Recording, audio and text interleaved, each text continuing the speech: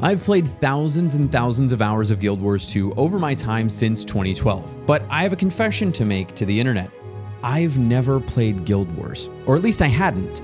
I dropped back to 2005 recently to experience what I missed, and over my 30 days, I fell in love with the game, wanted to frisbee it across my living room, watched an entire civilization get nuked, tell the Char I'm sorry, but I do main them in the sequel at least, and tried to save the world of Tyria from certain doom that I may have caused. Welcome to my first 30 days on Necromancer in Guild Wars Prophecies. Worth mentioning, you may have noticed I didn't say Reforged there. I started this gameplay in November of 2025. We don't need to talk about it. My first day started out with a very calm introduction to the game as I ran around a very peaceful, green, and idyllic land of Ascalon. I was happy the game starts here, and I was really hoping nothing happened to this place. As I left the city, some guy told me how to be a better necromancer, and I was apparently very lost in the menus because I just kept looking at them. The game told me to go southwest, and so I did. Here in this little village, I met Devona, the Guild Wars GTA girl. She wanted me to go to the Ashford Abbey, which was actually a place I recognized from Guild Wars 2. On my way out of town, I picked up a few more quests, but far more importantly, I picked up a flower. As soon as I got to the Abbey, they sent me immediately back to Ascalon City and told me that I was now going to be allowed to choose a second profession. Something I had been thinking about a lot. You see, I had run a community poll to decide what profession I would play first, and while Necromancer won, Monk was in second place at the time. So, knowing nothing about monks, I absolutely figured this would be a perfect combination. After this, it was of course back to the Abbey where I learned some holy monk abilities and went down into the catacombs to test my mettle. This was hilarious to me. Blood magic and curses combined with holy power. It just feels like the magical equivalent of a firefighter lighting you on fire before putting you out. Paulus the abbot here dragged me through toxic waters, expecting me to heal both of us, which was quite rude since when I walked in I did say hi DPS, but either way we did manage to scrape by. Brother Menlo, who I also recognize from randomly named things in Guild Wars 2, made me an official monk, and I proceeded to descend back into the catacombs to complete multiple quests for people who admittedly seemed far more capable than I was, but they were incredibly busy, standing there doing nothing but looking incredibly handsome. What followed was an extremely long period of time of me walking around lost, nearly dying to skeletons, and doing whatever this is, and subsequently learning how Guild Wars' death and resurrection system worked. In my defense, I was not in that square.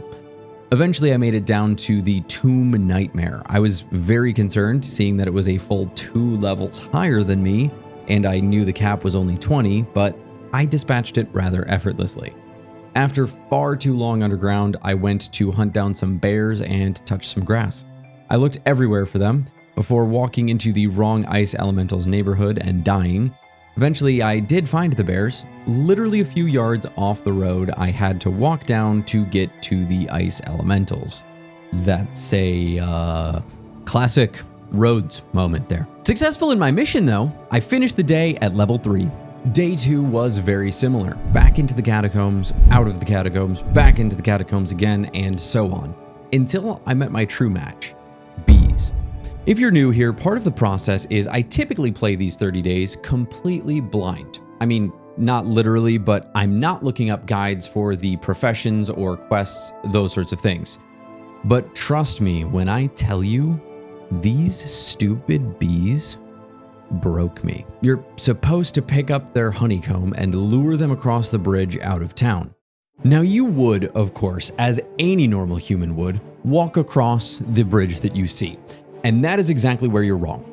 You see, the bees get stuck on the bridge. No matter what you do, at least one bee will get stuck on the bridge. What you actually need to do is run through the water, under the bridge to get to the other side. Duh. Who doesn't know bees are allergic to bridges? Checkmate, bees. Now I can throw away my EpiPen. I know your weakness for once. After that, we went and fought some Grauls. I defeated a massive Char, and then in celebration of my victory, the game gave me a cutscene of a Flame Legion Char just having fun at a brazier. Oh. Well, suddenly it was 2 years later and I was coming back from patrol into the city.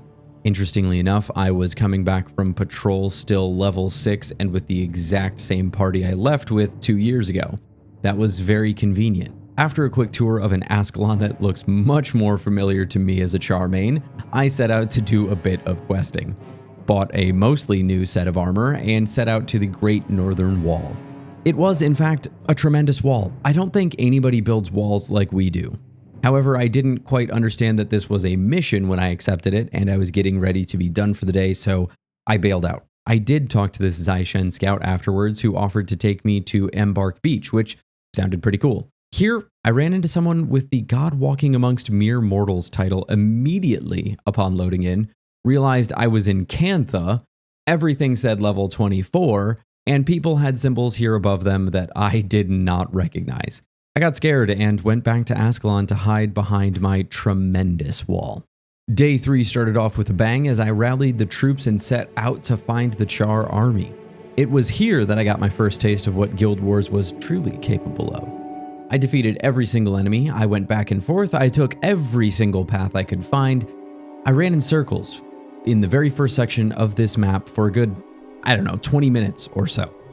Before finally, I realized that my first instinct that I had was correct. The door was where I needed to go. It's just that my powers of observation failed me and I did not see the lever. Shortly after pulling that lever, I regretted pulling it as an entire army of Char started chasing after me and the game told me to run away. Also, I haven't mentioned it by now, but my human male character was actually voiced by Steve Bloom, one of my favorite voice actors of all time. They've spotted us! Back to the wall! So, Toonami Tom and I said see you later, Space Cowboy, and made it back to the wall, though all of my party members stayed behind and died horrific deaths. They got better though, don't worry. After nearly meeting certain death, we pressed on to Fort Rannoch in the second mission to drive the very friendly Char back to their side of our tremendous wall. It was at this point that I accidentally completed my first bonus objective of the campaign, which also made me realize I missed the bonus objective in the first mission. On we pressed, I didn't have time to worry about that. After pushing them back far enough, someone started spamming to Treb Red Gary in chat, and I was able to launch trebuchets at the Char, which was a delight. As I pressed forward, a massive Char came rushing out at me, and I left my henchmen right there to distract them because I had a genius plan. I ran back to the trebuchet that I just passed overlooking this area and rained death down upon them. And also my henchmen, which was a difficult sacrifice that I was willing to make. I felt really good about my plan until I realized that in my infinite wisdom, I assumed that if I survived after combat, they would just come back to life somehow.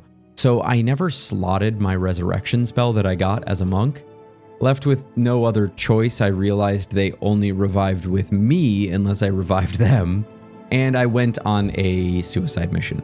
I figured it would be annoying, but a run back from the beginning was no real big deal.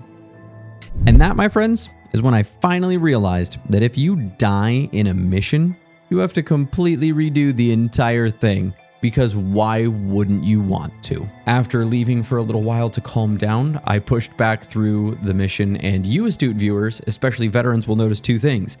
The first being me commanding my henchmen around with a flag, which we'll definitely get to later, and the second being that this pack of mobs is exactly where I died in the previous mission, which was right before the end of the mission. Very cool. After calming down again, I left to do some landscape questing and was starting to find it quite difficult to push through some of the packs that had several healers. My DPS didn't seem very good, and also it really would have helped if I could just, focus my henchmen's attacks.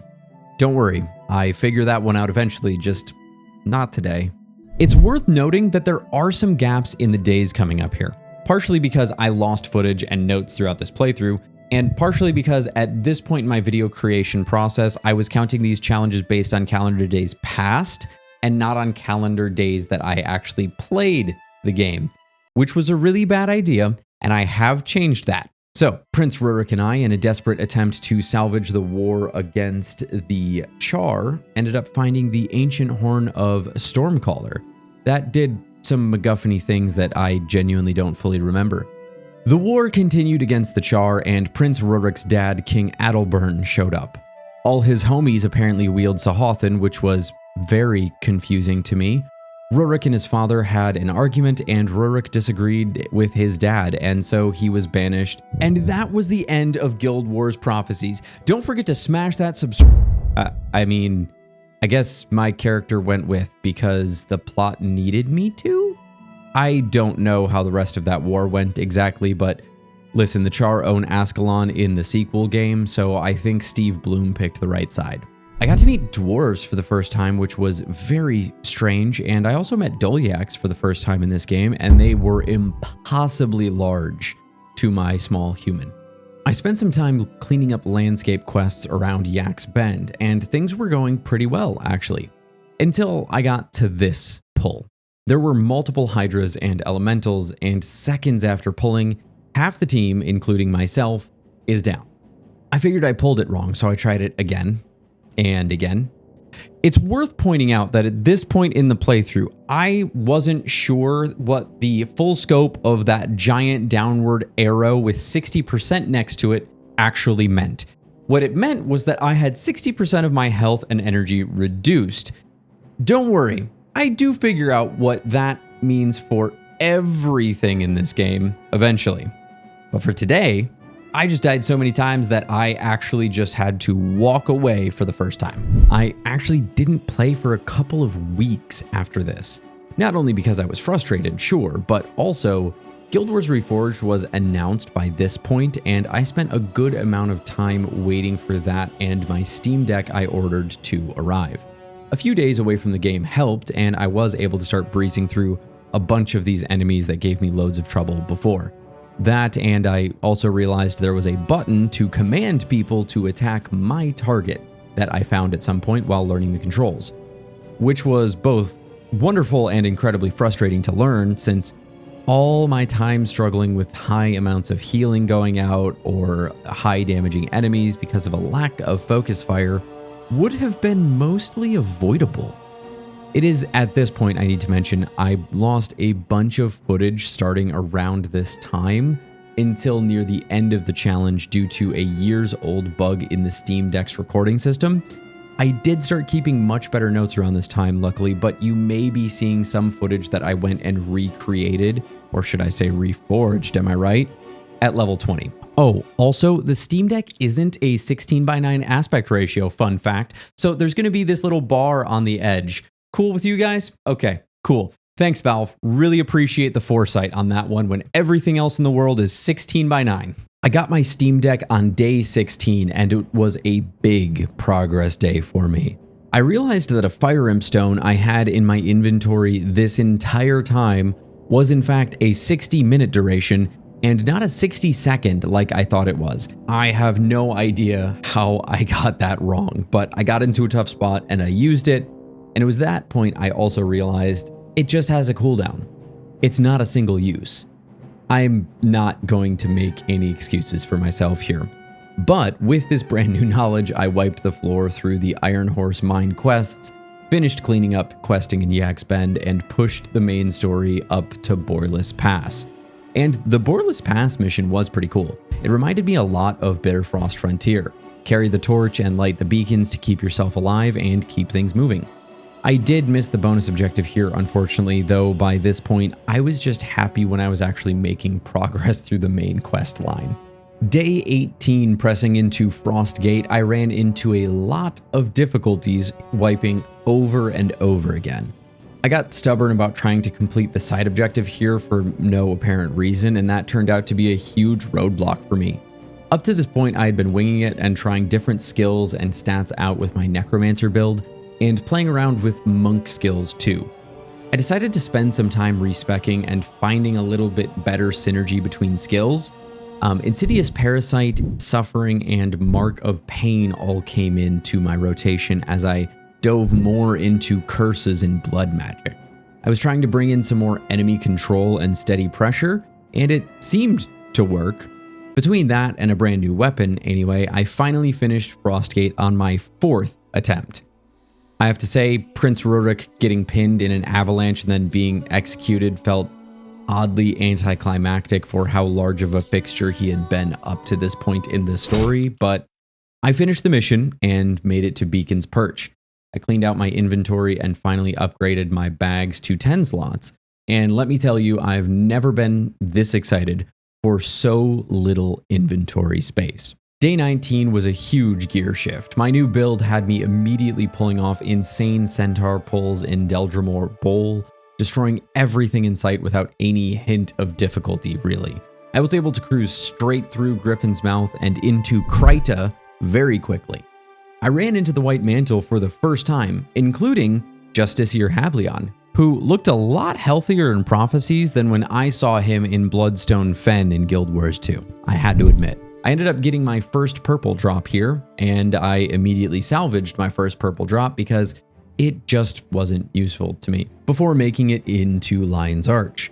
Here I made a bit of an oopsie detour and ended up in the Eye of the North. I ended up doing a mission and picked up Vec and Ogden as heroes, which I had no idea existed or were any different than henchmen. And they're essentially just super cool henchmen. Oh, and also they're level 20. I also met Jorah and got a Signet of Capture. There was a lot of weird things happening that I didn't fully understand here. Day 20 started off with much the same success. Since I had Ogden and Vec as level 20 heroes helping me cruise through things, I punched through the DLSEO Seaboard mission easily. After being knighted by the White Mantle, yikes. In the Divinity Coast mission, I got to escort the Eye of Janthier, which was crazy. It was becoming very clear to me that the chosen of the White Mantle were a bit more of a sacrifice though, rather than a blessing. Also, who made this call? What is that? What is that? That is so creepy. If I played this as a kid, the Eye of Janthier would have been my sleep paralysis demon. By the end of the mission, the Shining Blade showed up and kidnapped the Chosen, and I was then sent to track them down in the Maguma jungle. It was at this point, questing in the Sage Lands, that I was really starting to feel the pacing kick in this game. I was clearing a lot of zones and not a lot of levels lately. Regardless, I pressed on after the Shining Blade in the Wilds mission and got wiped once or twice here before I called it a day. There were some very obnoxious patrols, and this mission was an absolute slog. But as is quickly developing into tradition this playthrough, Day 21 kicked it off by effortlessly clearing the Wilds mission, and I was on my way to Bloodstone Fen, a very familiar zone. It was admittedly significantly less exploded and full of ghosts at this point in history, though. Here, I found out the White Mantle were sacrificing the Chosen. Oh no, who could have seen this coming? To serve their masters known as the Unseen Ones. Very spooky. Fully on the side of the Shining Blade by this point, I was able to rid the world of Justiciar Hablion, at least for a few hundred years maybe. Good riddance. As I pushed into the Aurora Glade mission, my objective was to reach the Henge of Den Ravi before the White Mantle were able to. After spending 35 minutes clearing the entire zone, I immediately failed because the White Mantle placed a single crystal onto a pedestal. You know, it's one thing to lose a fight, and it's another thing to lose in a package delivery mission. Very cool. On day 22, I went back into the Henge of Den Ravi mission and failed it again and again. I was finally able to complete the portal capture section, only to realize that wasn't even the end of the mission. I did thankfully finish the run that time by taking out the boss afterwards, and thank the gods above it was over with. I pressed forward that day, clearing the Riverside province, getting past the White Mantle, and successfully escaping with the Scepter of Ore in tow for our new ally Vizier Kilbron.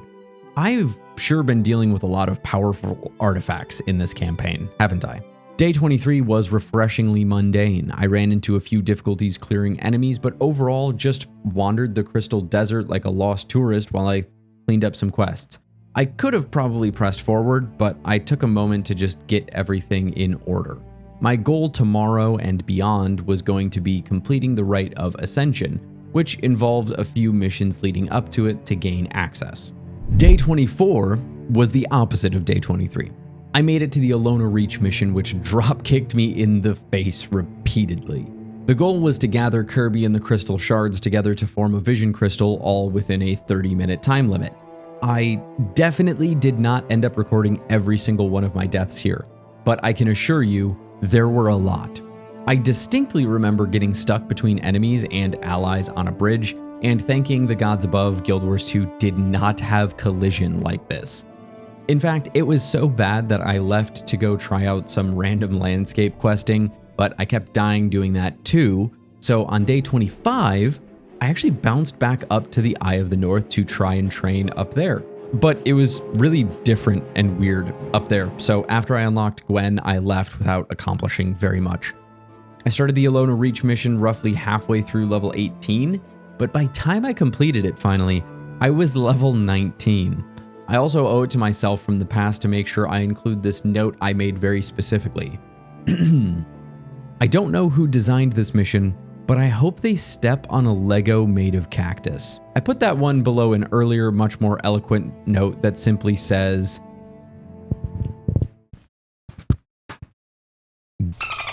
"Other piece of shit mission." Sounds like a skill issue to me.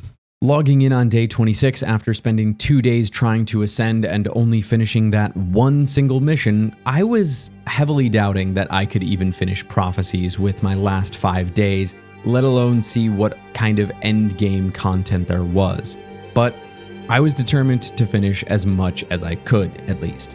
I wrapped up the other 2 pre-Augury Rock missions fairly easily, and I wasn't sure if that was because I had already leveled up or if I just chose to do the single hardest of the 3 missions first.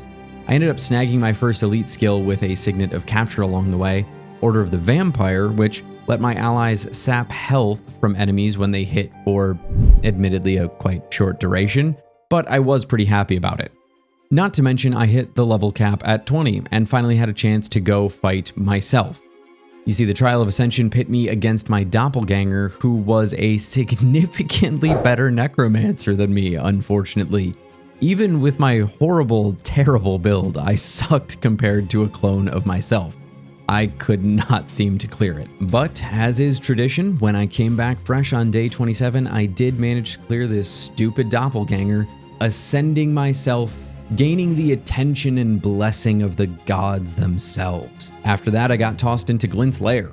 She told me about the Flameseeker Prophecies, which apparently describe the events that have unfolded in Tyria so far, which I found pretty strange since it's literally just a shield in the second game, but okay. It was revealed that the unseen ones we were trying to fight against were an ancient race of spelly boys known as the Mersat. She then tossed me into the southern Shiver Peaks to continue my abuse of the White Mantle and rescue what little remained of the Shining Blade I had been fighting with. My first stop was to head to the Ice Caves of Sorrow to rescue my old pal Avenia, which I did after some difficulty, and as we were on our way out, this is where everything went south. A massive group of Mersat started chasing me from behind, and unfortunately, we were unable to kill the enemies fast enough. Avenia was stuck in combat because of course she was, why wouldn't she be? And was obliterated by them, immediately failing the mission. Now listen, I had been frustrated before, but I could at the very least look at maybe leveling up, or just realizing that I misplayed things. But they just drop a massive group of basically invincible Mersat behind me with no real warning. I'm fully willing to admit that my build probably sucked, and I haven't even looked any up because I don't really care to know just how bad my build was, but I was not having fun. This was a chore. As a Dark Souls lover, I finally understood the people on the other side of the fence when everyone kept telling them, "Oh, the game's amazing." I felt like I was willingly slamming my hand in a sliding glass door over and over again, and the people outside kept cheering at me, saying, "See, isn't it the best?" And then when I told them, "No, I'm not having fun," someone's just gonna pull up and tell me, "You're just not slamming your hand correctly," okay? Skill issues aside, however defeated I felt yesterday, day 28 rolled around and I immediately cleared the ice caves in my first attempt, which felt amazing. That feeling is the flip side of not having fun, the satisfaction of finally finishing the thing that you were stuck on. I'm also starting to realize writing all of this out here that I may just need to take some more naps when I get stuck in games. Next, I went into the Iron Mines of Moladoon to seek out an ancient creature called the Seer, who supposedly may know a way to protect ourselves against the instant deletion abilities the Mersat had, which sounded very nice right about now. Unfortunately for me, the Iron Mines of Moladoon were protected by Jade armors and Mersat, so to get the ability to protect myself from the extremely dangerous enemies, I naturally had to fight through the extremely dangerous enemies. Seriously, watch what happens when I get hit by one spectral agony here. Every single one of those arrows indicates that my health was falling based on each arrow. Guild Wars really wanted me to earn this upgrade. Eventually, by some miracle of the gods of Tyria, I made it to Yasgarin the Seer and was able to get my mystical power of plot armor added to me, and off I went to kill Marcus and move on with my life. This took me all of my time and energy for playing, and as such, day 28 came to an exhausting close. Day 29 started out at Thunderhead Keep. I fought alongside King Jalus Ironhammer to take the keep back from the Iron Summit dwarves. It went pretty well, but I did end up dying near the end once, which was pretty annoying. The keep defense takes ages and you have no idea how far along you are in it, so it was pretty boring. After this, Vizier Kilbron sent me off to the Ring of Fire to take the fight to the White Mantle and open the door of Komali to unleash the secret weapon that would help us defeat the Mersat. I was starting to feel like the end of Prophecies was getting pretty close here, which was all the more frustrating because I was one day away from done with this 30-day challenge. Despite all of my attempts, the Ring of Fire kept dropping me like a bad habit. Mersat Towers just deleted everything. I tried again and again to push through, but could never seem to find a weak point, and the alternate route that I seemed to find around the map did not do me any favors. On day 30, I decided since this was the last day of the challenge, I hopped off the Steam Deck and actually tried playing on my computer for the first time in a couple weeks so that I could try to play a little bit better. It was this decision that revealed probably one of the biggest factors for why several spots in this game felt so impossible, and I never knew why. Heroes and henchmen get death penalties. That's right, folks. I knew by this point that death penalties affected me. I had just assumed that their immunity to that was a benefit of them since they're not as effective as an average player would be. At least I imagine not. But no. Now look, you can see these downward arrows on an enemy's health bar, clearly showing debuffs that we have applied. So I simply assumed that there would be a special downward arrow to indicate that they had a downed debuff, maybe a red downward arrow. The amount of times I had sent these meat bags in to die, suddenly so many wipes that I had started making so much more sense. After discovering that critical tidbit of information at the last possible second of this challenge, I was determined to keep on pushing. I may have died time and time again, but the rest of my crew hard carried me through a brutal push on the main gate and further into the mission that I had been to this point, which, as it turns out, was about the most difficult spot, since I was able to push all the way through to the end and finally clear the Ring of Fire on this attempt. It seems I had a habit of dying in the last 5% of missions. I would call it a choke, but I think it's only a choke if you know you're almost done, which I never did. With the renowned vigor that came from my new knowledge, I jumped into the next mission, Abaddon's Mouth. Abaddon's Mouth? I'm not sure. Either way, we were almost to the door of Komali. After committing to my first frontal assault on this Mersat fortress, I'm pretty sure I set a world record for mission failure on this one in under 3 minutes. The next attempt, I actually took a bit of time outside to pick off the buggers on the wall to secure some semblance of safety, as much of a grind as that was. I decided at this point a slow, methodical approach to clearing this map was in order. I ran into Leah, a ghost down by the docks who wanted an escort out of here. She then proceeded to blitz past me into certain doom, dying for a second time and failing my secondary objective. I can't imagine why she was already dead when I found her. She was such a cautious person. I worked my way through more swaths of jade armor and Mersat, crossed over this bridge that looks like the one to Ganon's tower from Ocarina of Time, and at last, the Vizier pointed me to the door of Komali. I had to break the seals, which were just as obnoxious as all of the other seals that I'd previously fought, and the whole while, enemies spawned in to attack me. There were several times I was sure that we were doomed, but eventually, the final seal was broken, the door of Komali unleashed, and certain death of the Mersat was upon them. Why are the souls of the damned flying out of that thing? That doesn't seem good at all. Or that magma monster. As it turns out, Vizier Kilbron tricked me the whole time and is this horrible lich who now has control over this titan. Unfortunately for him, I was able to take it out pretty easily, and I'm sure that could have been the only one he had control over this quickly.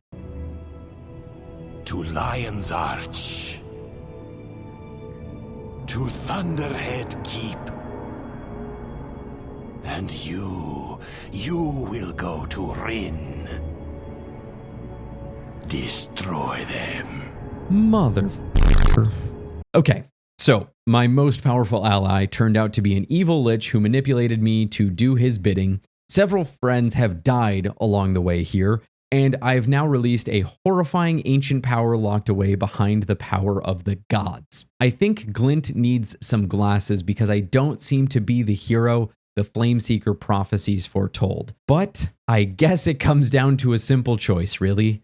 Get busy living or get busy dying. I pressed on to the next mission against the Titans, and it was a slog, to say the least. Whenever the Titans died, they split into smaller Titans, sometimes numerous times. I was not a fan of this Titan nesting doll situation that was going on here. Eventually, I made it down into this crater and timed out patrols pretty poorly, bit off far more than I could chew, and many people died. I somehow made it out with myself and the archer alive, but there were some angry boys in the way that finished us off before we could res anybody. My next run, I made it to an area where Titans appeared to be going down through portals into mainland Tyria. I set up to slow pull enemies, but then I realized Titans were now spawning behind me, and I made the assumption, since this was lava and they were lava, my goal was to destroy the portals and they would infinitely spawn until I dealt with those portals. So I made my move on the first one on the left, trying to skirt around to the left of the portal so any enemies moving towards us wouldn't aggro, and yikes. I tried to salvage it by rushing out to this little section of beach here, but we were cornered and absolutely obliterated here. With yet another failed attempt after that, I realized that even with 2 healers, these Titans were dishing out so much damage I couldn't keep everyone alive with this balanced group load. So I decided to do something stupid and went in with 3 healers. You know, I was sure this was a horrible idea and our DPS would get outpaced and we'd just die horribly a new way. But hey, at least it would be a fun new way to die. But to my surprise, I not only made it back to the portal room, I slowly and methodically took out the patrols, destroyed the spirits, and closed off the portals. Worth noting, at this point, I did realize that the Titans were not infinitely spawning behind me. The satisfaction that I had was cut short, as after the cutscene, the mission just continued. I was 45 minutes in at this point, and the stakes of not dying just kept getting higher and higher, since there were no checkpoints. But hey, I got to see my old buddy, Prince Rurik. Unfortunately, this time he was in the service of an evil lich and trying to kill me. For a nice break, I thankfully didn't end up having to fight all the Titans and Rurik at once, though. I got Rurik mostly on his own, taking down the Sweet Prince and cleaning up the Titans. This spot was much easier than I was concerned that it would be. Rurik told me I had to close the door of Komali by killing the lich on top of the Bloodstone, and it would apparently fix all the problems. Hey, no worries. We're only 52 minutes into this mission with 0 checkpoints in it. Why wouldn't I want to go fight the final boss of the entire campaign right now? Once I cleared out the caldera, it was time to square up with the lich, whose health was going down much faster than I expected. He had the ability to teleport us or himself away, which ended up not really being a big deal either. I feel like with the need of killing him in the center, he was supposed to stay on those little islands and we had to go fight him out there, but he just kept charging back at us, so we just stood around and waited. This fight went from stressful to tedious very quickly. My healers kept the party pretty much topped off the entire time, and despite killing him off the Bloodstone, which caused him to fully heal, we were in good shape. He then fully healed a second time, so I'm not even sure that was a mistake the first time. But the third time was the charm.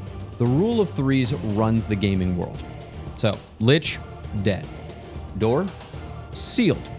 All my friends, also mostly dead. Come on, guys, 2 out of 3 ain't bad. Where are you? And then Glint just suddenly showed up to talk to me. But just when you thought we were safe, the volcano is about to erupt.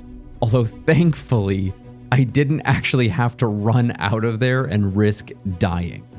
The Scepter of Ore, the incredibly powerful artifact that I had gotten for Vizier Kilbron, was naturally something that we grabbed on our way out. I mean, just left it to disappear into the mists, I guess. And just like that, I was served up with a Star Wars trilogy-like ending, being cheered on as I went to turn in the quest with Jalis, and fireworks detonated mere feet from me in this enclosed cavern. That seemed intelligent. I did find out that there is a hard mode for this game because, you know, I didn't stumble my way through this crap enough, am I right? Everything there was level 20 plus, it looked like, so being day 30, I naturally laughed my way offline and I wrapped it up there.